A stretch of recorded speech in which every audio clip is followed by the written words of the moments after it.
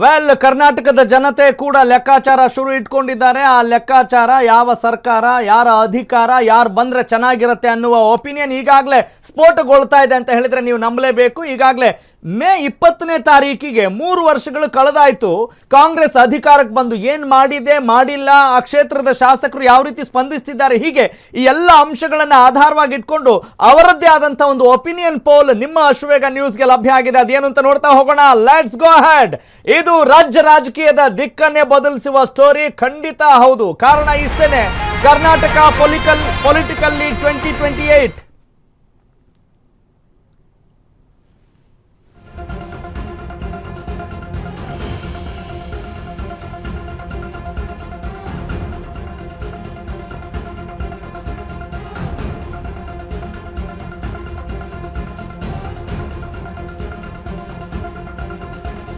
Well, Karnataka Political League, ಹೌದು, ಇದು ದೊಡ್ಡ ಲೀಗ್.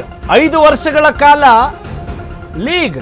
ಇಲ್ಲೇನಾದ್ರೂ ಲೇಜಿ ಆಗಿದ್ರೆ ಜನ ಯಾವ ರೀತಿ ಉತ್ತರ ಕೊಡ್ತಾರೆ, ಏನಾದ್ರೂ ಟೇಕನ್ ಫಾರ್ ಗ್ರಾಂಟೆಡ್ ಅಂತ ಇದ್ರೆ ಏನ್ ಮಾಡ್ತಾರೆ ಅನ್ನೋದಕ್ಕೆ ಈ ಜನ ಭವಿಷ್ಯ ನೋಡ್ಲೇಬೇಕು. ದಿನ ಭವಿಷ್ಯ ನೋಡ್ತಿರೋ ಇಲ್ವೋ ಗೊತ್ತಿಲ್ಲ, ಆದ್ರೆ ಜನ ಭವಿಷ್ಯ ಸಿಕ್ಕಾಪಟ್ಟೆ ಇಂಪಾರ್ಟೆಂಟು.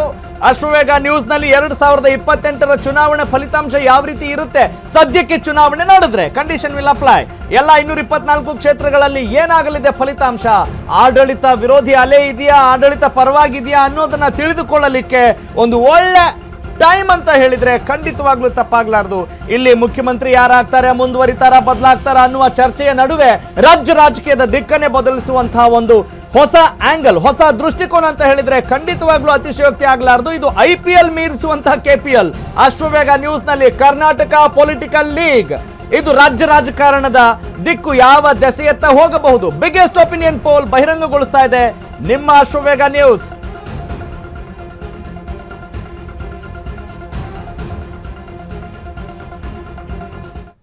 ಎಸ್, 2028 ಏನಾಗತ್ತೆ?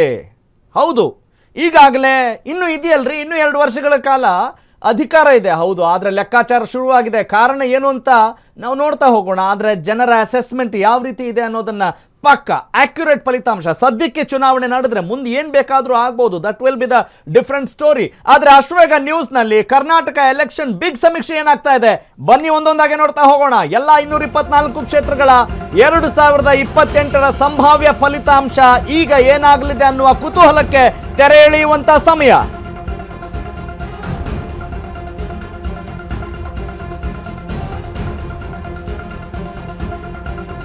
ವೆಲ್, ಕಾಂಗ್ರೆಸ್ ಈಗ ಅಧಿಕಾರದಲ್ಲಿದೆ. 137ರಿಂದ 140 ಸೀಟ್ಗಳನ್ನ ತೆಗೆದುಕೊಂಡ್ರೂ ಕೂಡ ಏನ್ ಮಾಡಿದೇರಿ ಅನ್ನುವ ಭಾವನೆ ಇದೆಯಾ? ಬೆಳಗಾವಿ, ಬಾಗಲಕೋಟೆ, ವಿಜಯಪುರ, ಕಲಬುರಗಿ, ಯಾದಗಿರಿ ರಿಸಲ್ಟ್ ಇವತ್ತು ಏನಾಗುತ್ತೆ ನೋಡೋಣ. ಈ 5 ಜಿಲ್ಲೆಗಳಲ್ಲಿ ಯಾವ ಪಕ್ಷಕ್ಕೆ ಮೇಲುಗೈ, ಯಾರಿಗೆ ಮುಖಭಂಗ, ಯಾರಿಗೆ ಗರ್ವಭಂಗ, ಯಾವೆಲ್ಲ ಹಾಲಿ ಸಚಿವರು 2028ಕ್ಕೆ ಸೋಲ್ಬಹುದು, ಹೀಗೆ ಈ ಎಲ್ಲ ಲೆಕ್ಕಾಚಾರಗಳು ಸದ್ಯಕ್ಕಿದೆ. ಹೀಗಾಗಿ ಏನಾದ್ರೂ ನೀವು ಕರೆಕ್ಷನ್ ಮಾಡ್ಕೊಳ್ಳೋದಿದ್ರೆ ಶಾಸಕರೇ, ಸಚಿವರೇ, ದಯವಿಟ್ಟು ಗಮನ ಹರಿಸಲೇಬೇಕಾದಂತಹ ಒಂದು ಸ್ಟೋರಿ ಇದು. ನೆಗ್ಲೆಕ್ಟ್ ಮಾಡುವಂತ ಸ್ಟೋರಿ ಅಲ್ವೇ ಅಲ್ಲ ಅನ್ನೋದಕ್ಕೆ ಅನೇಕ ಉದಾಹರಣೆಗಳು ಈ ಸ್ಟೋರಿ ನೋಡ್ತಾ ಹೋದ್ರೆ ಗೊತ್ತಾಗುತ್ತೆ. ಅಶ್ವವೇಗ ನ್ಯೂಸ್ ನಲ್ಲಿ ಕರ್ನಾಟಕ ಎಲೆಕ್ಷನ್ ಬಿಗ್ ಸಮೀಕ್ಷೆ, ಎಲ್ಲ 224 ಕ್ಷೇತ್ರಗಳ 2028ರ ಸಂಭಾವ್ಯ ಫಲಿತಾಂಶ ಏನಾಗಬಹುದು ಅನ್ನುವ ಲೆಕ್ಕಾಚಾರ. ಇವತ್ತು 5 ಜಿಲ್ಲೆಗಳ ಫಲಿತಾಂಶ ಏನಾಗುತ್ತೆ ನೋಡ್ತಾ ಹೋಗೋಣ. ಬೆಳಗಾವಿ, ಬಾಗಲಕೋಟೆ, ವಿಜಯಪುರ, ಕಲಬುರಗಿ, ಯಾದಗಿರಿಯ ಫಲಿತಾಂಶ. ಈ 5 ಜಿಲ್ಲೆಗಳಲ್ಲಿ ಯಾವ ಪಕ್ಷಕ್ಕೆ ಮೇಲುಗೈ ಸಾಧಿಸಬಹುದು, ಹೊಸದಾಗಿ ಮತ್ತಿನ್ ಏನ್ ಬೇಕಾದ್ರೂ ಅಲೆಗಳು ಬರಬಹುದು, ಹೊಸ ಬೆಳವಣಿಗೆಗಳು ಸಿಗಬಹುದು. ನಿಜ, ಯಾಕಂತ ಹೇಳಿದ್ರೆ anything can happen in politics. 2+2 is not equal to 4 ಅನ್ನೋದನ್ನ ನಾವು ಅಪ್ಲೈ ಮಾಡಿಕೊಂಡೆ, ಆ ಫಾರ್ಮುಲಾ ಇಟ್ಕೊಂಡೆ ನಾವು ಎಲ್ಲ ಸುದ್ದಿಯನ್ನು ನೋಡಲೇಬೇಕಾದಂತ ಒಂದು ಅನಿವಾರ್ಯತೆ ಇದೆ. ಯಾಕಂತ ಹೇಳಿದ್ರೆ ಪ್ರಜೆಗಳೇ ಪ್ರಭುಗಳು.